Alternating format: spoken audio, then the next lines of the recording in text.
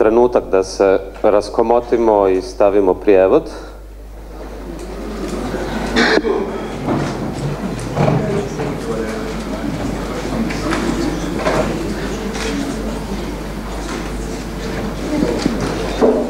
Is it working? Aha.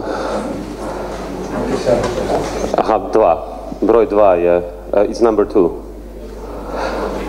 Dakle, dok mi postavljamo prijevod...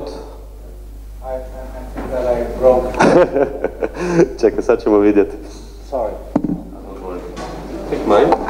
And what about you? I'll take, well you, I'll take another one. Yeah. Okay.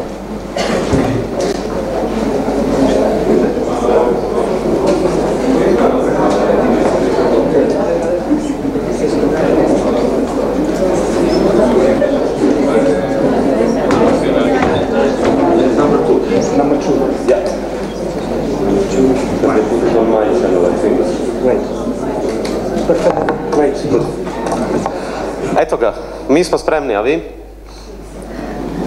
Dobro večer svima, dobrodošli na još jedan specijalni predbožićni filozofski teatar. Velika mi je čast što mogu predstaviti i ugostiti u Hrvatskom narodnom kazalištu jednog od najvećih španjolskih pisaca današnjice, Javier Cercas. Ispričavam se na izgovoru, ne pričam španjolski, tako da će to naš gost večeras ispraviti na španjolskom jeziku. Dakle, ako niste uzeli prijevod, možete ga uzeti tamo. Vjerujem da našeg gosta večeras ne treba posebno predstavljati, međutim, kako to već ide, ipak ću reći nekoliko riječi. Javier Cercas je rođen 1962. Proslavio se sa svojim romanima, međutim, autor je i kratkih priča i eseja, a također je i redoviti kolumnist za vodeće španjolske novine El País. Njegovi romani su brojni, većinu ih je objavila izdavačka kuća Fraktura, možete ih naći tamo, vjerujem i po promotivnim cijenama. Naime, upravo Frakturi možemo zahvaliti da je Cercas večeras sa nama. Neke od tih knjiga su Anatomija jedne pobune, Prevarant, Brzina svjetlosti, Zakon i granice, a iduće godine, koliko znam, izlazi i najnoviji roman Cercasa koji je objavljen 2017. godine. To su neke od tema o kojima ćemo večeras govoriti. Ali eto da najprije krenemo u nešto lakšem u tonu, pa ćemo onda na teže teme kojima se bavite i u vašim romanima. Bili ste još danas u Puli na Pulskom sajmu knjiga, to je prvi puta da ste bili u Puli. Kakvi su vaši dojmovi, kakav je Pulski sajam knjiga u usporedbi sa mnogim drugim sajmovima knjiga na koje idete i kako vas se dojmilo to? Bueno, bok. Es la única palabra que sé en croata. Es la segunda vez que estoy en Croacia, pero la primera solo estuve en Zagreb y por tanto no conozco el país. Pero Pula es una ciudad muy interesante y el festival es magnífico, porque para un escritor hablar con los lectores es fundamental, porque no existe la literatura sin los lectores. No hay... es decir, yo escribo la mitad de un libro, pero la otra mitad la escribe el lector. Una novela es una partitura y es el lector el que la interpreta, y cada lector la interpreta a su manera. Entonces, sin lectores no hay literatura, y es fantástico ver la cara de la gente que ha leído tus libros, ¿sí? Es formidable. Y además en cada país, en cada sitio se lee de manera distinta, lo cual es maravilloso. Así que lo que vi es una gente muy atenta, muy interesada, y bebí vino muy bueno también, y grapa también. Así que me gustó mucho estar allí.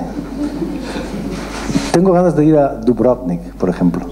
Es un sitio donde me encantaría estar.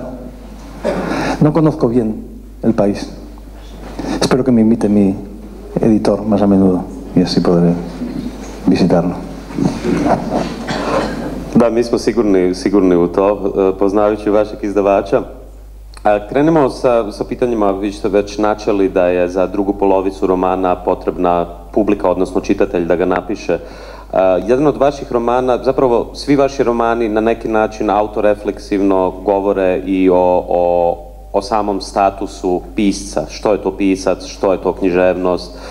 Najčešće se u same romane ulazi kroz lik pisca koji je sličan vama, ali je drugačiji, varaš svoju ženu, na primjer, i slično, dakle, to očito niste vi. Jedna od zanimljivih, mislim ne znam, ali jedna od zanimljivih knjiga je svakako Brzina svjetlosti, koja je zapravo na neki način govori upravo o tome na koji način se događa subjektivacija pisca, na koji način pisac postaje piscem, i postoji jedan zanimljiv moment kada glavni lik i Rodni, dakle ovaj PTS pevac koji je bio u Vjetnamu, razgovaraju o uspjehu. Dakle, naš lik pisca još uvijek nije uspješan pisac i tada mu Rodni ga upozorava i citira Oskara Wilda i kaže da postoje dvije tragedije u životu. Jedna tragedija je ne doseći ono što želiš, a druga tragedija je da ti se ostvari ono što želiš. Moje pitanje za vas kao Serkasa, kao pisca, da li vam se ostvarilo ono što želite i kako je to danas biti uspješan pisac? Da li vam, pošto u Brzini svjetlosti dekonstruirate upravo i književne nagrade i sva ta pića koja kasnije morate piti sa ljudima koji su vas pozvali i susrete s publikom, i mnogi pisci se na neki način opiju samim tim uspjehom. Dakle, prvo pitanje, jeste li uspjeli u onome što ste željeli kao mlad čovjek, da li ste već tada htjeli biti pisac i na koji način se nosite sa tim uspjehom?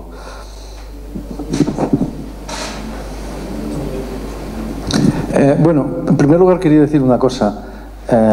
En italiano hay un libro que no existe en ninguna otra lengua, que es un diálogo que mantuve con mi traductor y gran escritor italiano Bruno Arpaia, y se titula La aventura di scrivere romanzi, la aventura de escribir novelas.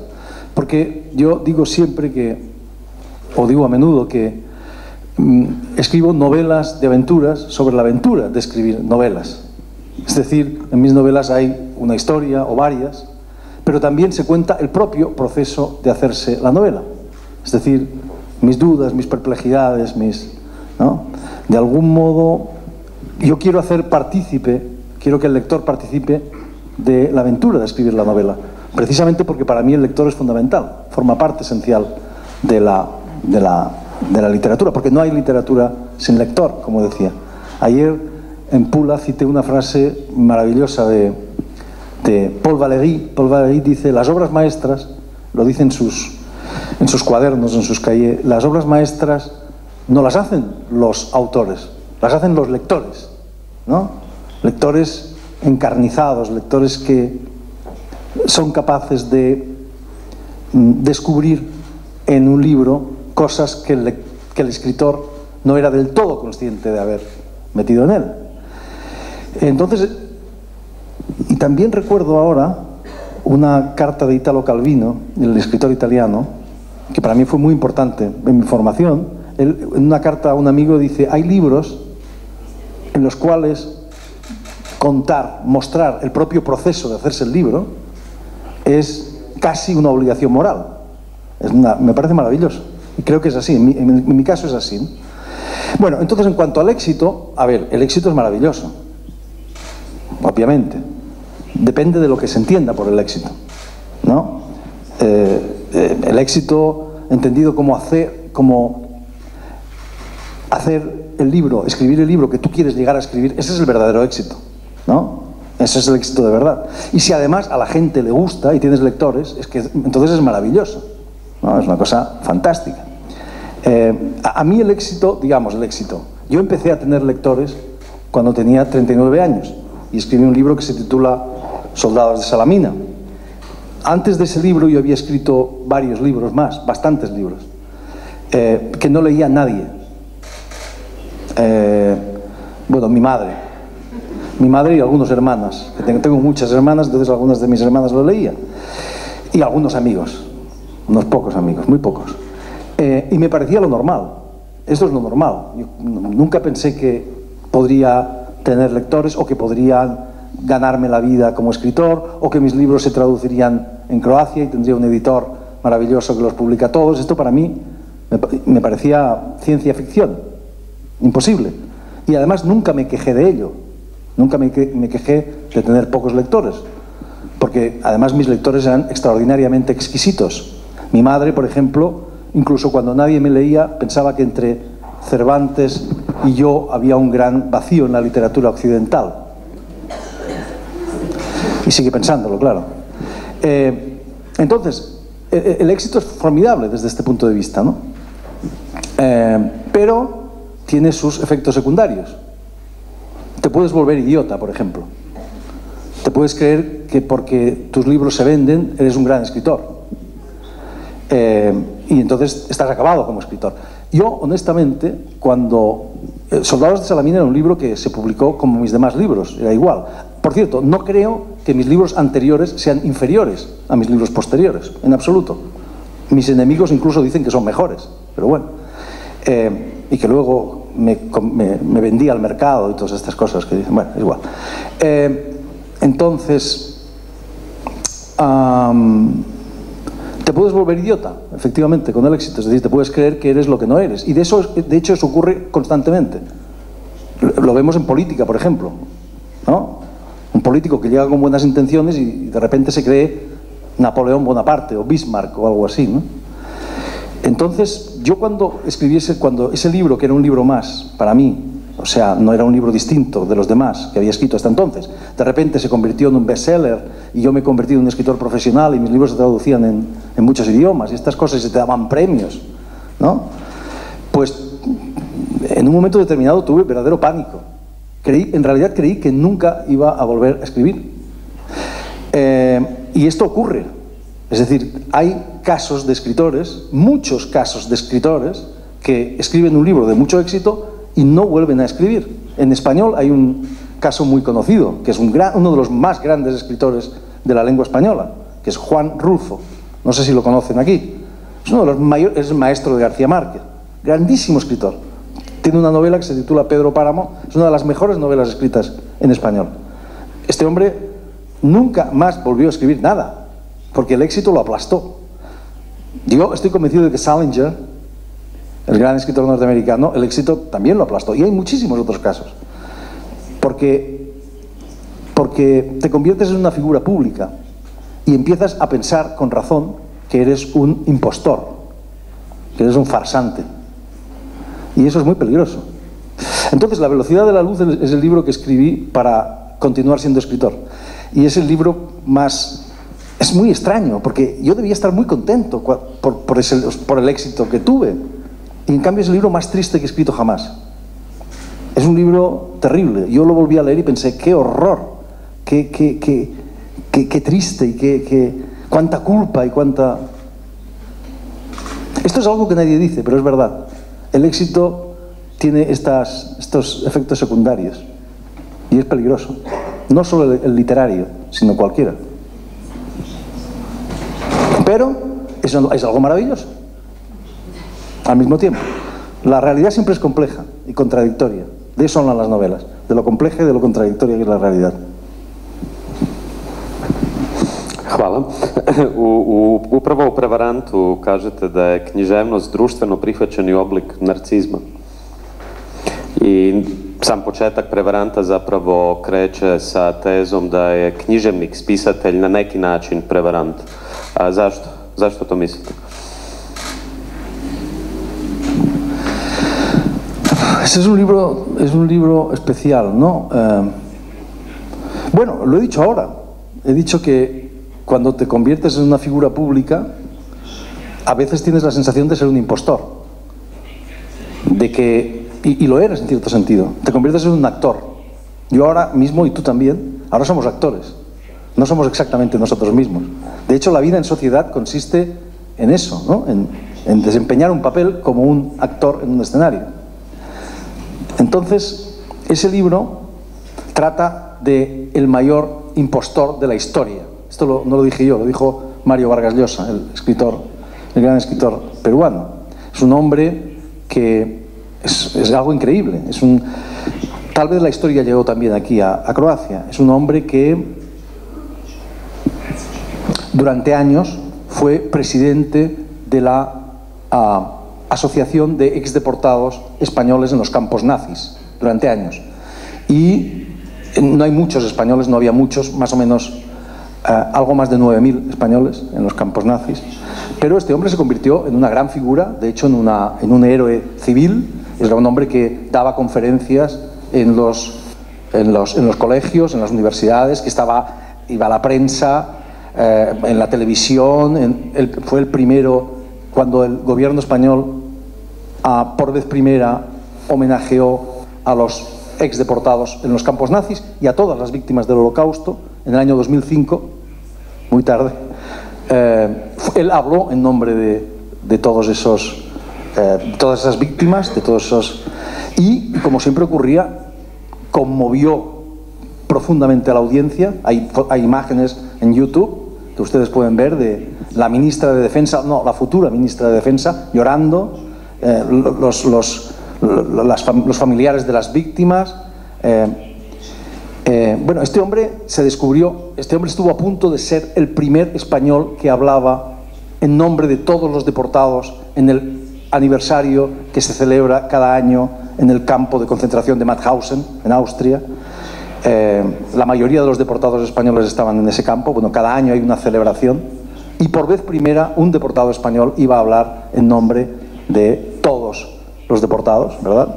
Iba a ser este hombre, hasta que en el último momento un humilde historiador español le obligó a confesar que nunca había estado en un campo de concentración. Este hombre no solamente se inventó eso, se inventó absolutamente toda su vida, toda, desde el principio hasta el final. Entonces yo me quedé fascinado por el personaje, totalmente. Esto fue un escándalo terrible en España. De hecho, todos los medios de comunicación, yo creo que sin duda de Europa y de medio mundo, contaron la historia. Y yo me quedé fascinado por ese personaje. Y entonces este libro, El impostor, cuenta su historia, pero también la historia de mi fascinación por él. Y yo creo que en el fondo ese libro es una batalla entre las mentiras que contó Marco y las verdades que había detrás de esas mentiras, pero también una batalla entre dos impostores, uno de verdad y otro que se siente impostor, que soy yo. Creo que los psicólogos hablan del síndrome del impostor, es decir, de que las personas públicas, políticos, actores, ¿no? Escritores también, tenemos un poco esa impresión a menudo, ¿no? de que estamos representando un papel y de que no somos nosotros mismos. En todo caso, ese libro habla, creo, de la necesidad de llegar a ser uno mismo, ¿no? De cómo llegar a ser uno mismo.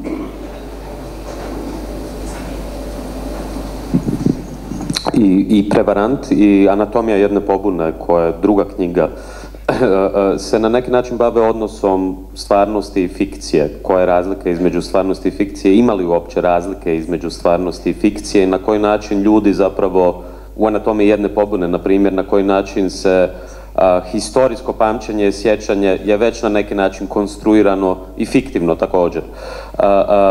U Prevarantu kažete da se velike laži grade od malih istina, što je rečenica koja mi se jako svidjela, i da su najbolji lašci upravo oni koji u svoju laž ugrade malo istine unutra i onda na toj istini baziraju tu veliku laž. Imam jedno političko pitanje, a to je kako s obzirom na iskustvo pisanja i poniranja u historiju Prevaranta, a sa druge strane Anatomija jedne pobune, gledate na trenutne fenomene, recimo kada ste vi pisali tu knjigu Kovanica, neologizam, fake news, tada još nije postojao.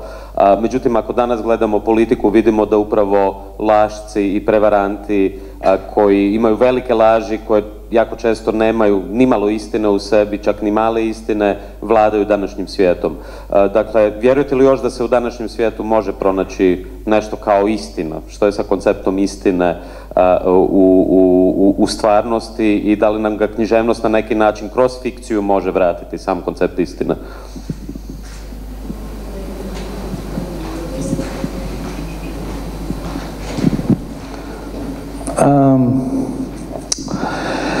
A mí me parece evidente, bueno, es evidente que siempre ha existido la mentira. en política y en todo, ¿no? Pero hoy lo que vivimos es el triunfo de la mentira. Es decir, hoy vivimos inundados de mentiras. Enric Marco, el protagonista del Impostor, es realmente una especie de precursor de nuestro tiempo. Y vivimos inundados de mentiras porque una cosa que descubrí escribiendo ese libro es que a mucha gente, a muchísima gente, le gustan más las mentiras que la verdad. Y eso explica que efectivamente hoy día tengamos a un señor como Donald Trump en el poder del país más poderoso del mundo. A la gente le gustan más las mentiras que las verdades porque la verdad es a menudo compleja, incómoda, desagradable, mientras que las mentiras son redondas, perfectas, bonitas, tranquilizadoras, ¿no?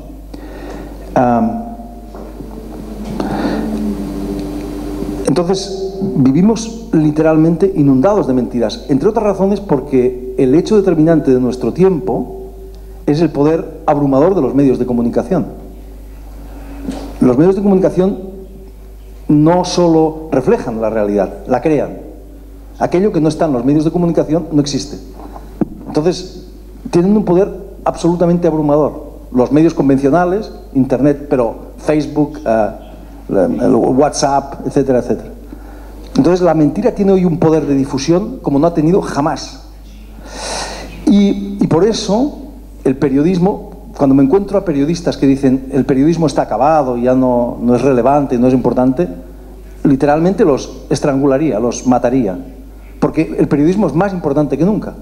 El problema es que no basta con que cuente verdades, también tiene que desmontar mentiras. Es tan importante desmontar mentiras como contar verdades. Sobre todo porque estoy de acuerdo conmigo mismo. Las mejores mentiras no son las mentiras puras. Las mejores mentiras son las mentiras que tienen un granito de verdad, que tienen el sabor de la verdad. Esas mentiras se las cree todo el mundo. Y esas son las mentiras más peligrosas. Esto lo descubrí con Enric Marco. Enric Marco era un genio de la mentira. Todavía está vivo. Tiene 97 años, creo. Y detrás de todas sus mentiras, de todas sus grandes mentiras, había pequeñas verdades. Y esa es una de las razones por las cuales todo el mundo se creía lo que contaba Marco, ¿no? Una de las preguntas que me hice cuando estalló el caso Marco y cuando me planteé escribir el libro, es una pregunta fundamental, es ¿por qué todo el mundo le creyó?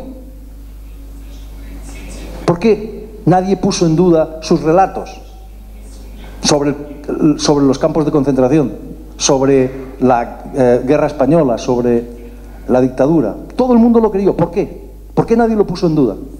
Y hay una razón. Una razón es esa, que sus mentiras tenían el sabor de la verdad, ¿no? Detrás de todas sus mentiras había pequeñas verdades. Por ejemplo, no era verdad que había estado en un campo de concentración alemán, pero sí era verdad que había estado en Alemania durante el régimen nazi, durante la guerra, de hecho. Y no era verdad y era verdad que había estado en una cárcel alemana. No en un campo de concentración, pero en una cárcel alemana. Aunque no por motivos políticos, sino por motivos porque le acusaron de derrotismo. No era verdad. Él decía, por ejemplo, siempre que había sido clandestino durante el franquismo. Que había sido clandestino, que había sido ilegal durante el franquismo. Porque era un resistente antifranquista. Bueno, y era verdad que había sido ilegal durante el franquismo, pero no por ser resistente antifranquista, sino porque había sido un pequeño delincuente. Entonces, detrás de todas sus verdades, detrás de todas sus mentiras, siempre había pequeñas verdades. Esa es una de las razones por las que la gente siempre lo creyó. Pero hay otras, y una muy importante es que contaba lo que la gente quería escuchar, ¿verdad? Contaba lo que la gente quería escuchar. Y la gente quiere escuchar, cuando se trata sobre todo del pasado o del presente desagradable, quiere escuchar cosas bonitas, cosas que nos tranquilizan. Claudio Magris, el gran escritor triestino, escribió un artículo cuando el caso Marco estalló, que se titulaba Il bugiardo che dice la verità, en italiano, el mentiroso que dice la verdad. Entonces Claudio Magris que es una persona muy respetable y a quien yo aprecio mucho, él decía que es verdad, lo que había hecho Marco estaba mal, había mentido acerca de su paso por el campo de concentración, etcétera, pero que gracias a esa mentira había conseguido difundir una verdad que necesitaba ser difundida, la verdad de los campos de concentración, la verdad de la guerra, de la dictadura, etc. Por tanto, gracias a una mentira, había contribuido a la difusión de esa verdad, sobre todo con los jóvenes, etc. ¿No? A través de bueno. Esto es un argumento completamente falso. ¿Por qué? Porque lo que Marco contaba no era la verdad de los campos de concentración, ni del franquismo, ni de la guerra. Era una verdad edulcorada, era una verdad digerible, era una verdad sentimental, era una verdad amable, que hacía a la gente sentirse bien, que emocionaba a la gente. Era una verdad maniquea, una verdad sin eso una verdad donde había gente muy mala, y los buenos, que éramos nosotros, y que éramos muy buenos, todos muy buenos, ¿verdad?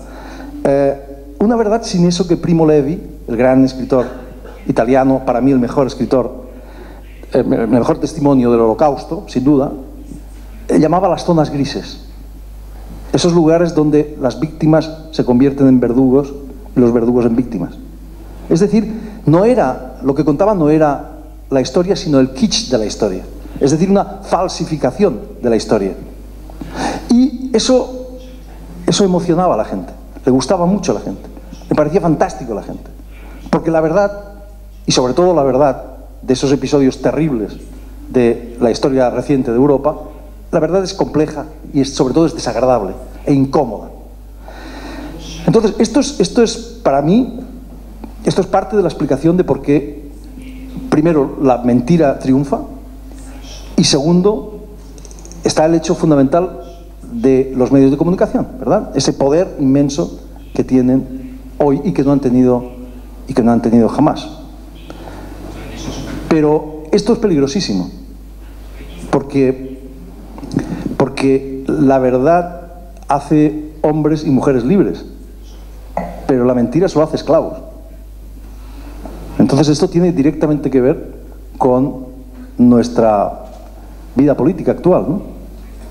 El triunfo de la mentira es el triunfo de la esclavitud.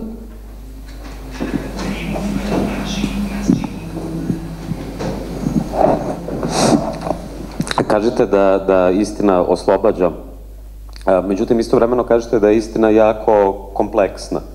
Esto lo dijo el Evangelio, lo dijo. Antes que yo lo dijo el Evangelio, que la verdad nos hace libres. Da. Ima nekoliko tisućljeća od kad se reklo to za istinu, da oslobađa. Međutim, spomenuli ste i Primo Levija. Primo Levi je netko kojega citirate i u Prevarantu, koji kaže da shvatiti znači i opravdati. Odnosno, on si postavlja to pitanje, da li shvatiti znači i opravdati, i to je pitanje koje si vi postavljate već pri prvom susretu sa Markom, koji je jedan dosta gnjusan lik, rekli bismo, netko s kime baš čovjek ne bi se družio ili popio kavu. Međutim, što se više na neki način intimizirate s njim da biste ispričali priču i shvatili, ne bih rekao da ga nužno opravdavate, ali taj lik postaje lik od krvi i mesa iza nas, koji možemo shvatiti čak i njegove mane, koji možemo shvatiti čak i zašto je to uradio.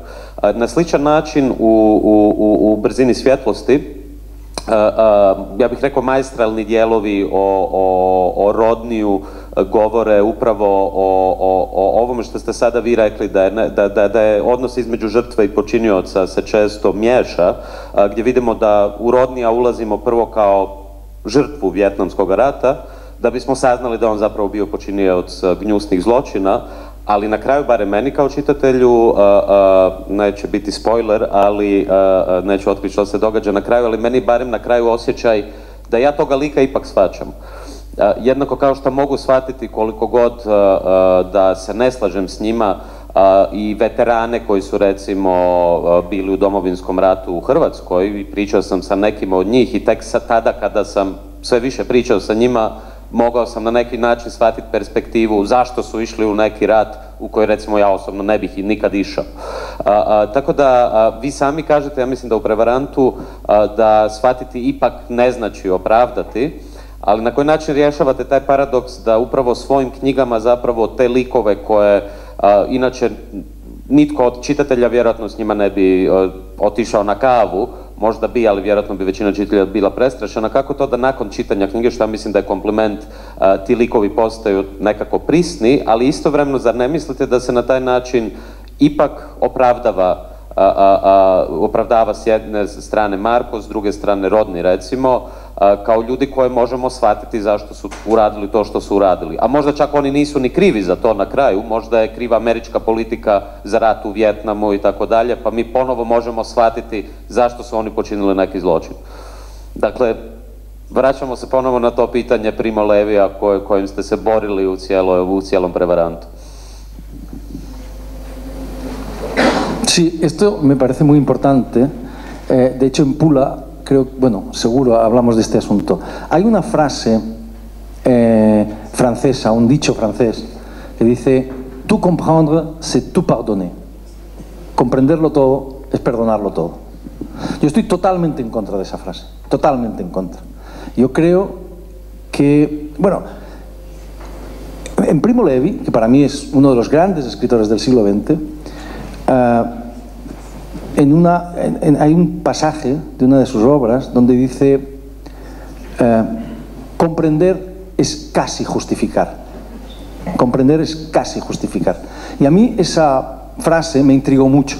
Primero porque respeto mucho a Levi, pero además me intrigó porque sobre todo su trilogía, sus 3 libros acerca de su experiencia en Auschwitz, como ustedes saben, Primo Levi estuvo prisionero en Auschwitz, son el mayor esfuerzo que yo conozco por entender qué es lo que ocurrió.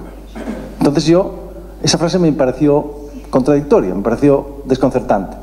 Hasta que llegué a la conclusión, gracias a un filósofo, que es Tzvetan Todorov, con el que felizmente tuve amistad al final de su vida, que eso lo puede decir una víctima, porque Levi fue una víctima, y las víctimas no tienen la obligación de entender a sus verdugos, porque si entienden a sus verdugos se destruyen a sí mismas. Pero los que no somos víctimas tenemos la obligación de entender, porque entender no es justificar, entender es exactamente darse los instrumentos para no volver a cometer los mismos errores. Yo puse un ejemplo, y esta es la obligación de la literatura y del pensamiento, pero sobre todo de la literatura: entender, y entenderlo todo, entender sobre todo lo peor de los seres humanos, también lo mejor, pero sobre todo lo peor. Yo puse un ejemplo en Pula el otro día, que he puesto alguna vez. Un escritor, bueno, para mí escribir una novela es formular una pregunta compleja de la manera más compleja posible. Esto es escribir una novela, ¿verdad? Y además no contestar esa pregunta, porque las novelas tienen prohibido contestar las preguntas. Lo que tiene que hacer una novela es, en todo caso, plantear esa pregunta, insisto, con la mayor complejidad, y las respuestas de las novelas no pueden ser taxativas, unívocas, claras, pueden ser ambiguas, contradictorias, esencialmente irónicas, es decir, la respuesta es la propia pregunta, es decir, la propia novela. En todo caso es el lector al final quien puede dar su propia respuesta. En todo caso, un escritor serio no basta con que diga Hitler era una mala persona, esto lo sabemos todos, y quien no sabe eso tiene un problema grave, ¿no?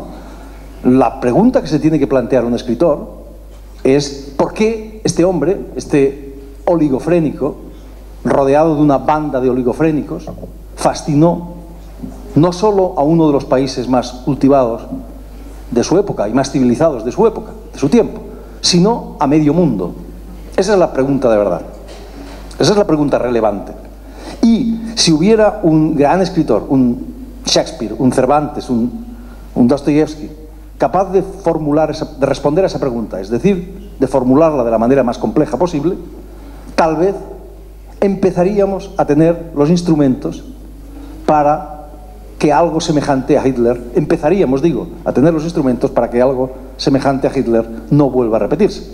Es decir, yo ponía el ejemplo en Pula, es como si tuviésemos una bomba aquí, ¿no? Tuviésemos una bomba en esta sala y empezásemos a gritar todos, hay una bomba, hay una bomba, hay una bomba. No basta, tiene que venir alguien que entienda el funcionamiento de la bomba y que la desactive. Para eso sirve el pensamiento, para eso sirve la literatura. Yo creo que la literatura es útil, siempre y cuando no se proponga ser útil. Si se propone ser útil, se convierte en propaganda o se convierte en pedagogía y deja de ser literatura. Pero si tiene el coraje de entender, y de entender lo peor también, entonces puede ser extremadamente útil. Entonces sí, comprender no es justificar, es darse los instrumentos para no volver a cometer los mismos errores.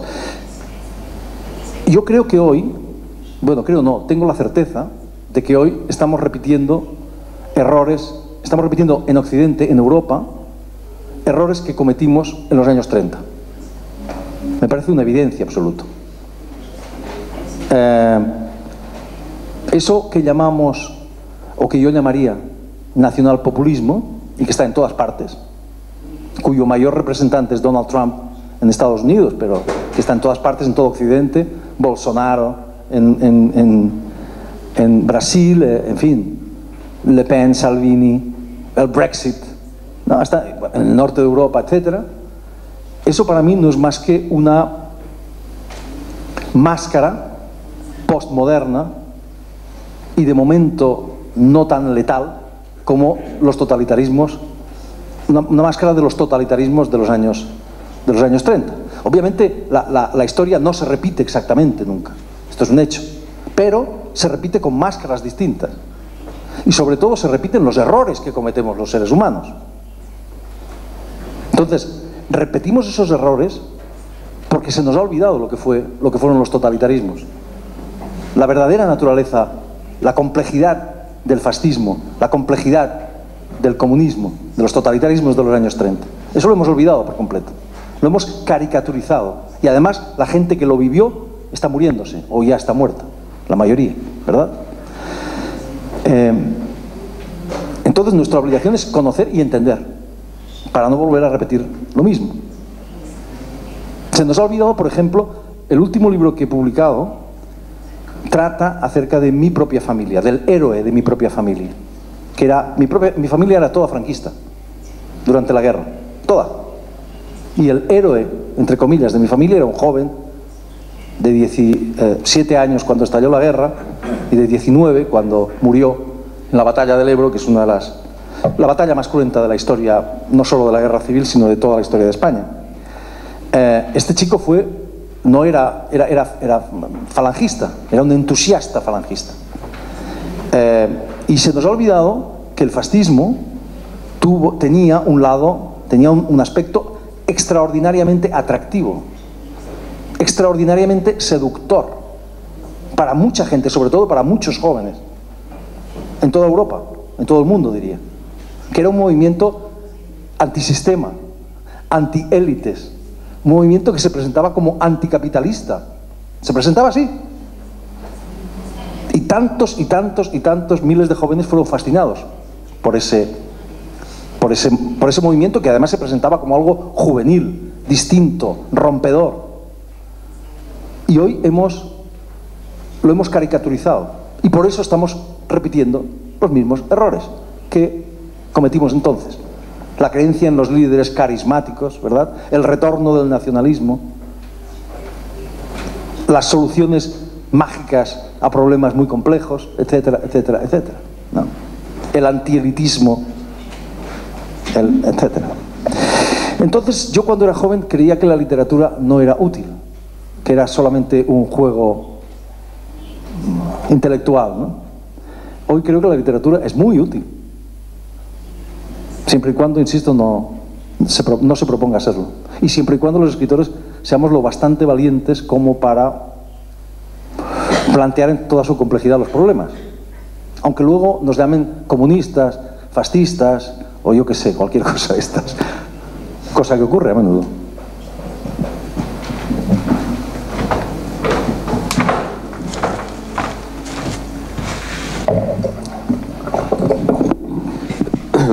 Hvala za ovaj zadnji odgovor. Međutim, imam dva potpitanja. Prvo je potpitanje, zašto mislite da, dakle, prije svega ja se potpuno slažem da se povijest ne ponavlja na isti način, da ukoliko dođe do fašizma ili ukoliko ga već ima danas u Europi, on svakako neće imati iste karakteristike kao onaj, u smislu neće imati istu pojavu kao onaj, premda će imati neke karakteristike.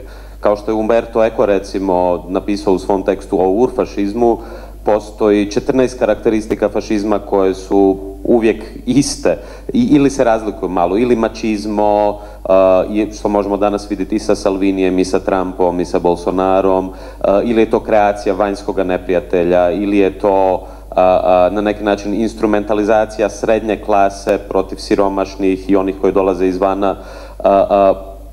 Moje prvo potpitanje je zašto mislite da ono što se danas događa, ukoliko u obzir uzmemo i tehnologiju recimo koju ste vi spomenuli, ulogu koju je WhatsApp recimo imao u dolasku Bolsonara na vlast ili ulogu koju je Cambridge Analytica recimo imala i Facebook za Trumpa i Brexit, zašto mislite da ako je recimo u Drugom svjetskom ratu velike američke kompanije poput IBM-a, General Motors, koje su radile direktno za Hitlera, zašto mislite, IBM je recimo radio registar, cenzus populacije Židova i svih onih koje treba staviti u konclogore, zašto mislite da danas, toliko godina, toliko decenija, desetljeća nakon toga, kada se tehnologija toliko razvila, da to neće biti opasnije od onoga što smo prije viđali?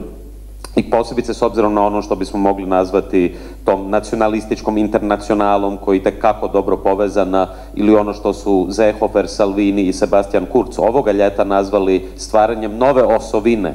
Dakle, koristili su taj riječ Axis, osovina, isto kao Benito Mussolini 30. godina. Moje prvo potpitanje je, dakle, zašto mislite da to nije jednako opasno kao ono tada? A drugo potpitanje, smjestili se, kao što i Evropski parlament je to uradio, i komunizam i fašizam, izjednačili ste ih kao ista zla, kao iste totalitarizme. Moje pitanje je naravno, zar nije komunizam, mi smo ovdje naravno živjeli u takozvanom real socijalizmu, stvarno postojećem real existing socialism, koji naravno imao niz problema, ali ukoliko pogledate današnje države bivšeg Balkana, bivše Jugoslavije, vidite da oni imaju još više problema. I što se tiče demokracije, i što se tiče ekonomije, i solidarnosti i slično. Dakle, kada izjednačujete te različite režime, zar nije ipak komunizam u svojoj srži imao jednu emancipacijsku ideju koju fašizmi, nacizmi nisu imali, koji su direktno bili usmjereni na uništavanje drugih ljudi, ajmo to tako nazvati. Što ne znači naravno da ja ne tvrdim da komunizam nije završio u staljinizmu i gulagu i slično, ali mislim da postoji jedna supstancijalna razlika između tih režima. No, claro, son cosas distintas. El fascismo y el comunismo, ¿no?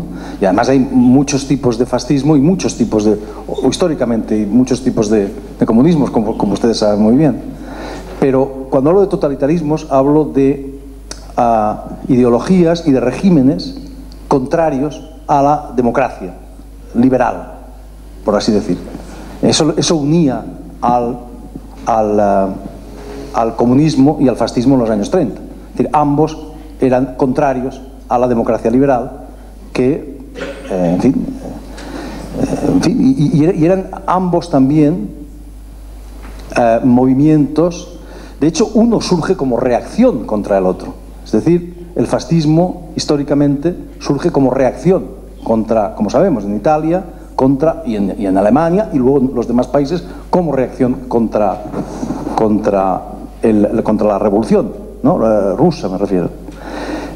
Y desde luego ambos compartían el desprecio de la democracia, de las formas democráticas.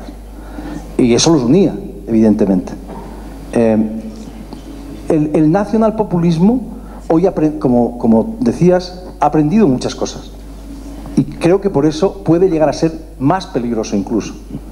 Por ejemplo, ha aprendido que la violencia ya no la puede utilizar como instrumento, al menos directamente. Ha aprendido eso. Y ha aprendido que tiene al menos que respetar las formas democráticas. Y que puede atacar a la democracia en nombre de la democracia. Esto lo hemos visto, por ejemplo, nosotros en Cataluña, cómo había un ataque a la democracia en nombre de la democracia.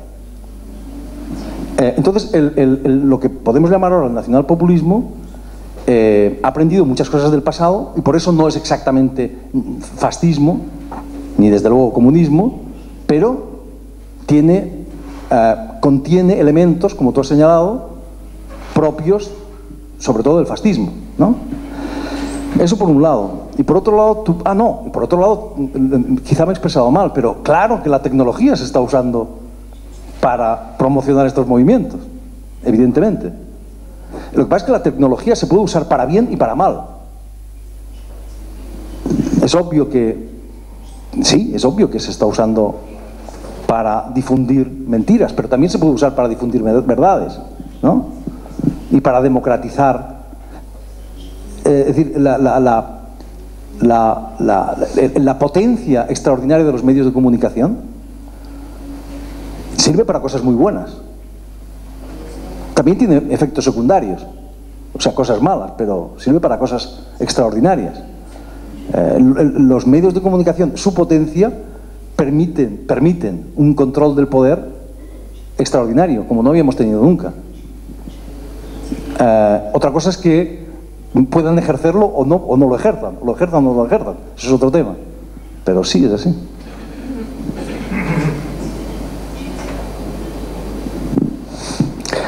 Nisam htio završiti u politici, ali je neizbježno, s obzirom na trenutak u kojem živimo, dovoljno vidjeti također i Španjolsku, što se u Andaluziji događa ovih dana. Dakle, neizbježno, ali umjesto da idemo u tome smjeru, vratimo se mi književnosti i predlažem da otvorimo polje i mogućnost za publiku da postave pitanja, pa ukoliko nema mi možemo nastaviti, ali ja sam siguran da će biti pitanja iz publike. Prije svega jedan veliki aplauz i puno hvala za što ste večeras s nama. Bok. A sada, s obzirom da imamo jedan mikrofon iz nekog razloga, ja ću dati mikrofon za publiku, vi dignite ruke, a ja ću se malo biti glasnije. Evo imamo jedno pitanje na sredini.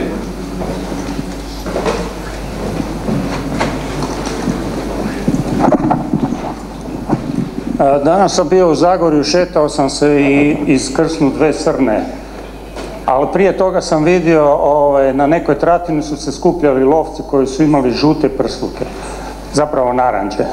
I kad sam ugledao te srne, rekao sam, ajme majko, ja njih vidim zadnji puta. Dakle, to je motivacija za moje pitanje, da li bi vaša literatura trebala biti angažirana ili da li biste vi mogli se prihvatiti takvog zadatka da recimo utječete na ljude da se riješimo problema lovaca ili na primjer naoružanja ili pušenja. Recimo, kako vi stojite sa pušenjem? To bi bilo interesantno. Da li ste ikad napadali pušenje ili ste ga branili? Jer ove nagrade koje ste silno dobili obično financiraju duhanska industrija i onda ovi pisci znadu često puta da njihovi likovi puše na veliko i da se pušenje smatra normalnim dijelom života. Dakle, to je prvi dio pitanja. Drugo je, da li ste vi i osjećate li se vi kao dopadan pisac? Da li samo težite da ono što napišete bude dopadno? Želite li se vi s nekim konfrontirati, zauzimati za neku stvar? To se zapravo naslanja i na ovo prvo pitanje. Na primjer, jedan primjer dopadnosti je, vi kažete, fenomenalno je kad ti se za sve fučka.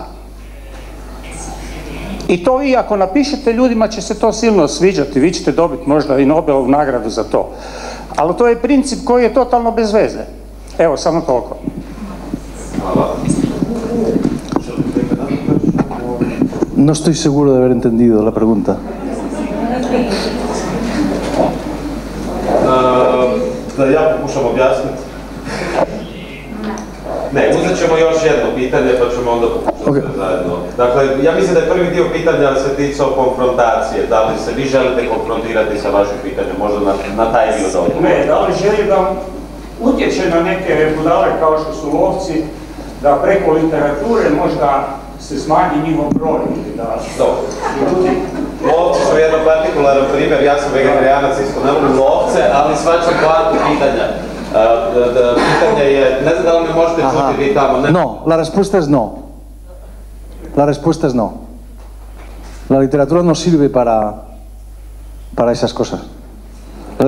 La literatura no es como la política, no puede cambiar las cosas de un día para otro. No funciona así. La literatura cambia la percepción del mundo de los lectores. Ese es el modo en que la literatura entiendo que cambia el mundo. Pero no hay que confundir la literatura con la política, son dos cosas distintas. Y yo no tengo pretensiones de cambiar de mejorar la situación económica de mi país, por ejemplo. Creo que eso es absurdo, no puede hacerlo la literatura eso. O de acabar con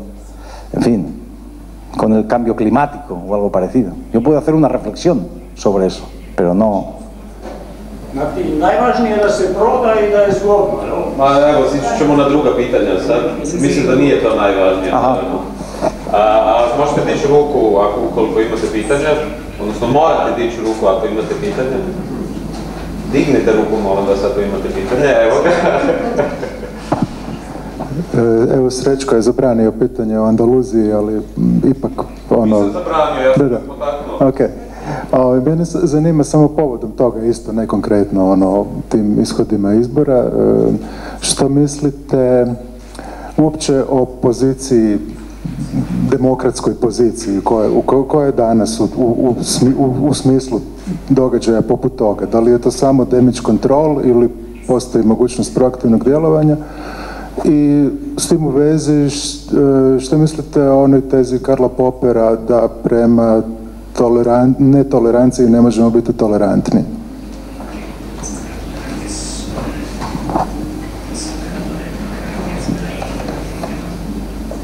¿Y la primera parte de la pregunta?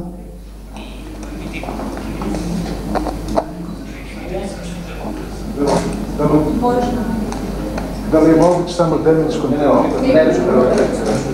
Moraš mikrofon imati, jer inače prevoditelji ne čuju. Da li je moguće samo damage control iz demokratske pozicije, kad se radi o događajima... Damage control. Možda objasniti malo. Kontrola štete, recimo tako. Da li je moguće proaktivno djelovati ili je moguće samo kontrola štete? Es posible controlar damage, el daño.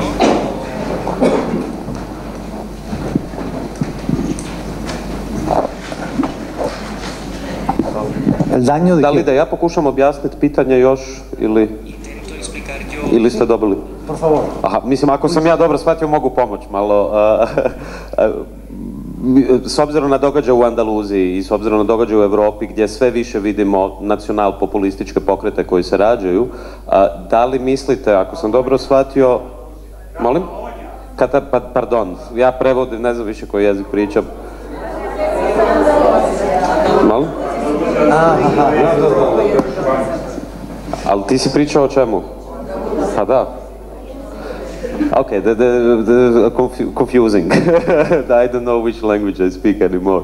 Ali da li je, I'm speaking Croatian again, da li ono što preostaje nama ili onima koji su na vlasti jeste samo pokušaj da se ti problemi riješe na neki način, pa da idući puta ne dođu na vlast, nacionalpopulisti, na primjer, ili separatisti, kako god, ili je moguće proaktivno djelovati?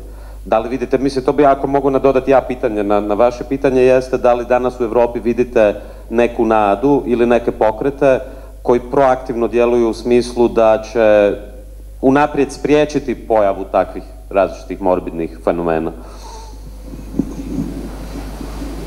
A drugi dio pitanja? No sé, lo que ha ocurrido en Cataluña, lo que ocurrió el año pasado en Cataluña, y todavía está ocurriendo, es para mí una manifestación de lo que está ocurriendo en todas partes.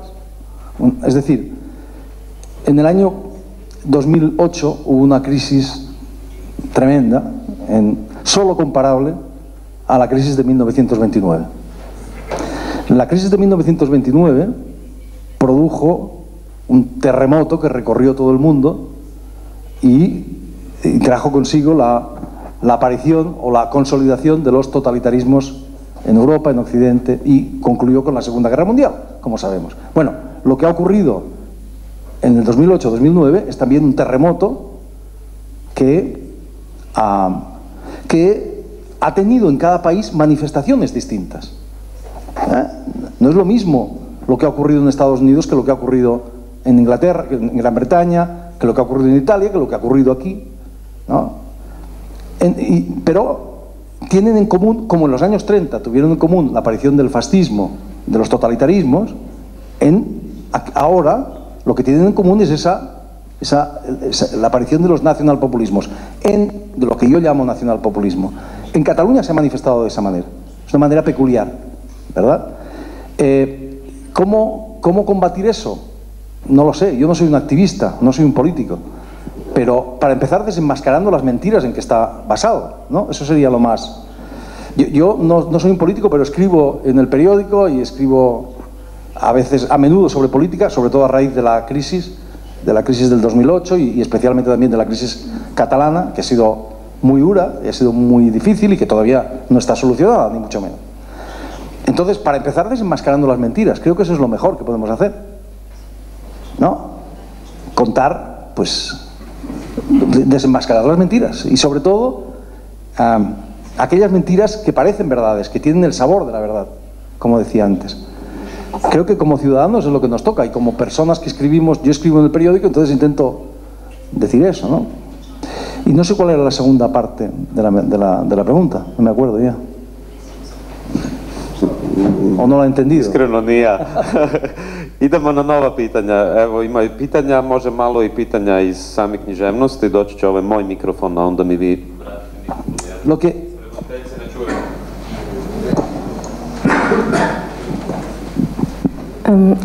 Kao prvo, hvala lijepa. Evo, ja bih vas zapravo htjela pitati nešto više za književnost nego za politiku. Ja isto radim sa studentima kao što ste i vi ili još uvijek, pa sam vas htjela pitati ukoliko su možda vaši studenti ili rad na sveučilištu utjecali na vašu književnost, ako jesu uopće.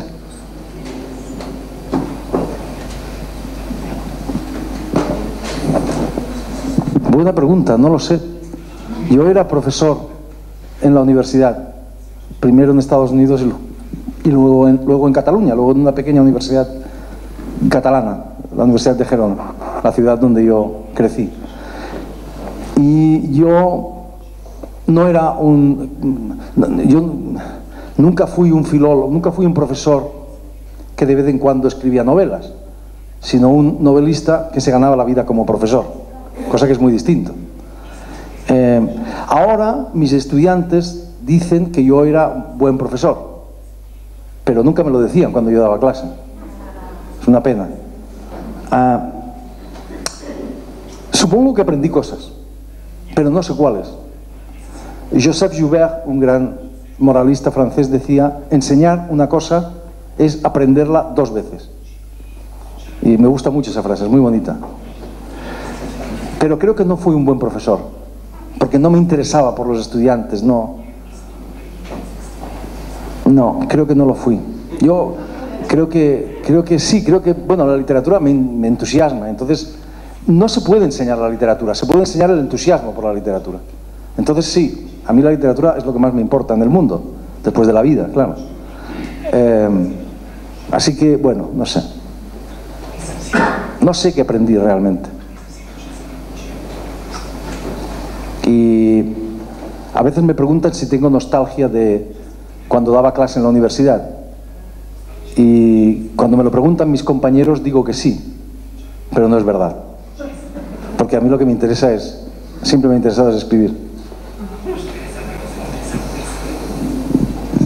Pa ipak još ćemo dopustiti par pitanja, makar biste radije pisali. Možete dići ruku, može biti političko pitanje, ali evo, siguran sam da ima još pitanja. Ovo je zadnja prilika prije nego se autor vrati u Španjolsku, pa ko zna kad će idući put ponovo doći. Vi ste već postavili, samo ako možemo prvo ljude koji još nisu imali riječ, da budemo sa poštivanjem prema drugim ljudima. Evo ga, hvala vam, ima tamo pitanja, samo mora moj mikrofon ponovo doći do vas.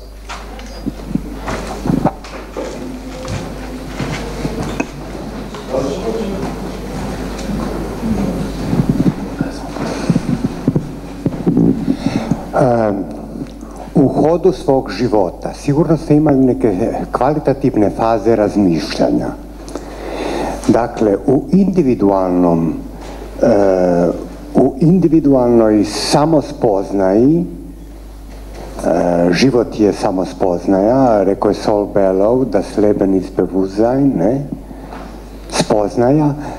Kako biste diferencirali i da li ste individualizirali, osvijestili neke etape u svom životu u smislu promjene razmišljanja u kvaliteti razmišljanja, jednoj širini, jednoj, šta bi Joyce, nego Yeats rekao, turning and turning the widening gyre, the falcon cannot hear the falconer i tako dalje. Giambattista Vico u stvari jedan razvoj života, civilizacije, koncepcije, samo osvještivanja u smislu jednog konusa koji počinje iz jedne točke i kao jedna spirala ide sve više dok može centar držati, dok se stvar ne raspadne.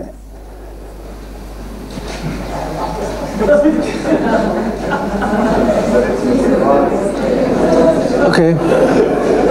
Es una pregunta difícil. No sé. Digamos que políticamente no soy una persona que haya cambiado mucho. Creo, literariamente tal vez sí. Literariamente y quizá políticamente también, pero literariamente sí. Yo creo que cuando yo empecé a escribir, yo aspiraba a ser, creo que lo dije en Pula también, aspiraba a ser un escritor postmoderno. Esto era lo que yo quería ser, un escritor postmoderno. Si es posible, un escritor postmoderno norteamericano, si es posible. Entonces luego me fui a vivir a Estados Unidos, estuve varios años viviendo allí, y allí hice un gran descubrimiento. Descubrí que yo era español y empecé a hacer las cosas que se supone que hacen los españoles, que es dormir la siesta, hablar a grito pelado, comer a las 3 de la tarde, este tipo de cosas. Pero sí, yo aspiraba a ser un escritor postmoderno. Y mi literatura era una literatura, digamos, fantástica, metaliteraria, humorística. Mis modelos eran Borges, que es Calvino, Italo Calvino, lo he mencionado antes, en fin, y otros escritores. Lo que ocurre es que en un determinado momento, cuando tenía más o menos 40 años, aparecen otras cosas en mis libros. Aparece por un lado el pasado, la historia. Esto aparece en una novela que se titula Soldados de Salamina, que para mí es una especie de turning point, de cambio, de rasante, de cambio, ¿no? Ahí aparece el pasado por primera vez. El pasado no por sí mismo, sino como una dimensión del presente, sin la cual el presente está mutilado. Es decir, a mí no me gusta nada que me digan que escribo novelas históricas. Yo no escribo novelas históricas. Yo escribo, es verdad que yo escribo novelas en las cuales la guerra civil española tiene un papel importante, el holocausto tiene un papel importante, la transición española de la dictadura a la democracia tiene un papel importante, etc. Pero no son novelas históricas. A mí no me interesa la historia por sí misma, el pasado por sí mismo. A mí me interesa el pasado en la medida en que forma parte del presente. Yo creo, y creo que para mí es un hecho fundamental, vivimos en una especie de dictadura del presente. Es decir, creada por los medios de comunicación en gran parte. Es decir, para los medios de comunicación, que son los que crean nuestra visión de la realidad, el presente es ahora. Ahora, esta mañana ya es pasado para los medios de comunicación. Y la semana pasada es un pasado remoto. Y hace un mes es la prehistoria, prácticamente. ¿Verdad? Entonces la gente, mucha gente, muchos vivimos en esta ilusión de que el presente solo es ahora y de que el pasado no tiene nada que ver con el presente. El pasado es algo que está en los archivos, en las bibliotecas y que interesa a algunos frikis como yo, pero no tiene relación con el presente. Y esto es falso completamente. Esto es una visión falsificada de la realidad, simplificada de la realidad. Es el pasado, y sobre todo el pasado del que hay memoria y del que hay testigos, que es el pasado que a mí me interesa. Ese pasado, hay una frase de Faulkner que es un leitmotiv en El Impostor, en una novela mía titulada El Impostor. Es un leitmotiv. Mis novelas funcionan como la música o como el rock and roll, ¿no? A base de repeticiones y de variaciones. Entonces, un leitmotiv de esa novela es una frase de William Faulkner que dice: "Past is not dead, it's not even past". Es decir, el pasado no está muerto, ni siquiera es pasado. No, claro que no es pasado. Ese pasado es una dimensión del presente sin la cual el presente no se entiende. El presente en España no empieza hoy, ni ayer, ni hace 20 años. El presente en España empieza en 1936, cuando, a causa de un golpe de Estado, se produce una guerra civil y luego una dictadura, etcétera, etcétera. Ahí empieza realmente el presente español. Entonces, ese pasado aparece en mis libros. Y es algo distinto, es algo nuevo. Y aparece también, digamos, aparece el pasado como dimensión del presente y aparece lo colectivo como dimensión de lo individual. Es decir, aparece una dimensión, llamémosla política, ¿no? Que antes no estaba en mis libros. Entonces, yo creo que hasta más o menos Soldados de Salamina yo era un escritor postmoderno, o quería ser un escritor postmoderno, y ahora soy algo que solo se me ocurre llamar un escritor postmoderno, que no sé qué significa, pero bueno, ok. Ahí hay un cambio, y creo que con el último libro que he escrito, que he publicado, este libro acerca del héroe, entre comillas, de mi familia, creo que he llegado al final de un camino y que ahora viene otra cosa, porque lo peor que le puedes pasar a un escritor es repetirse. Y entonces ahora he empezado otra cosa, distinta.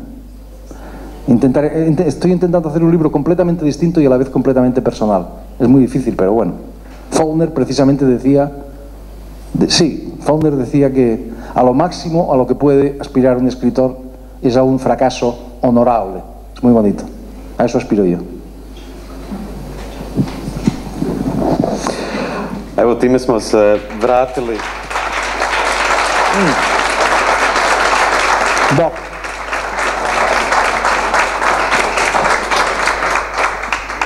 Hvala zaista, time smo se vratili na sam početak gdje smo počeli sa pitanjem o uspjehu. A evo, ja imam samo jedno kratko, ako imali još pitanja slučajno, vi ste već imali pitanje pa nećemo sad, jer jedino ako ima još netko koji još nije imao pitanje.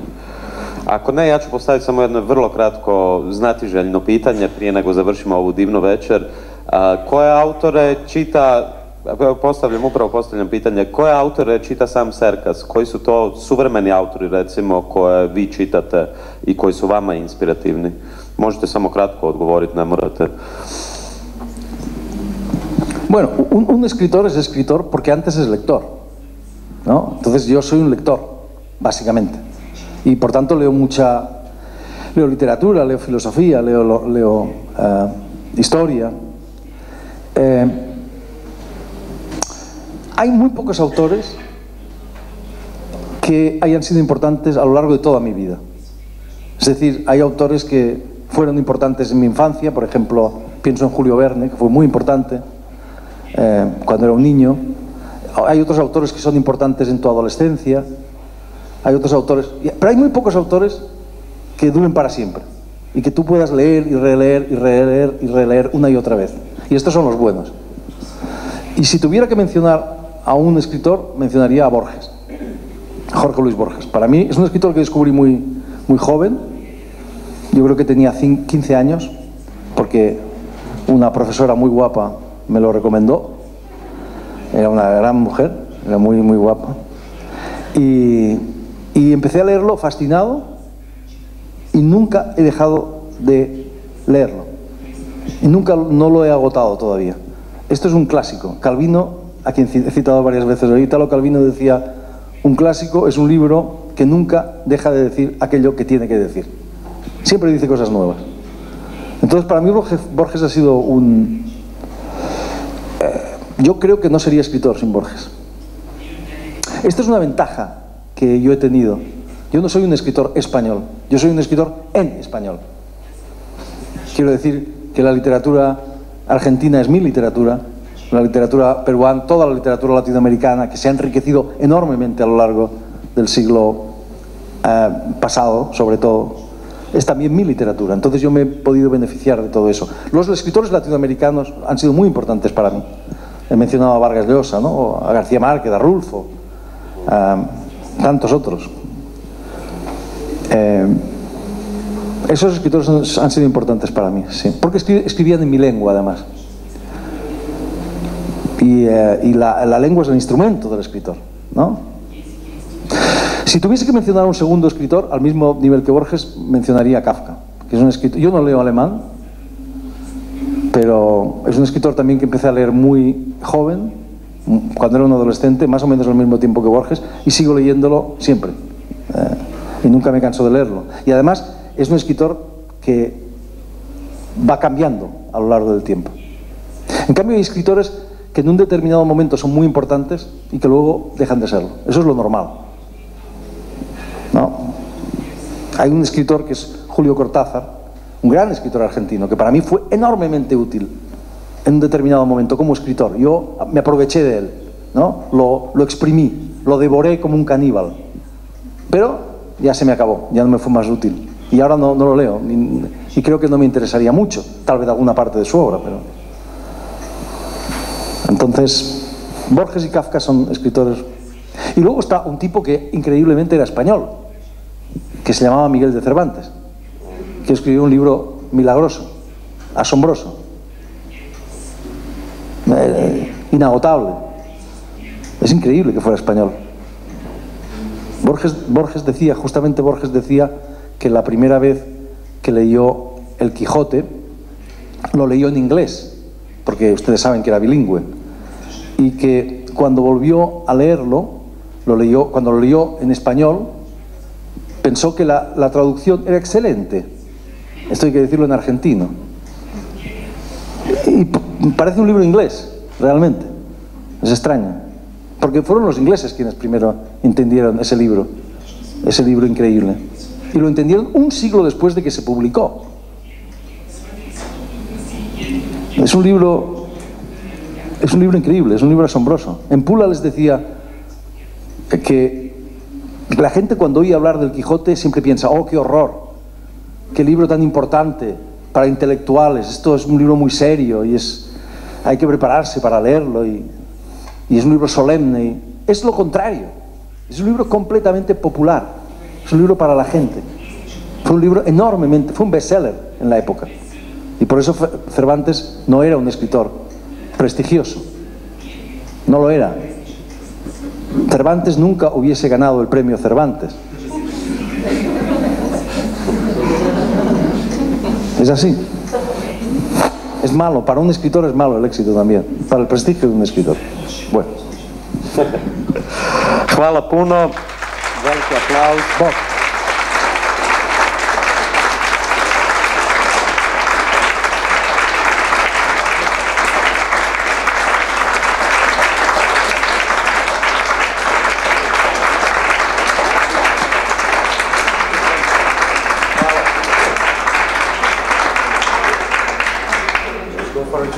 Dobro,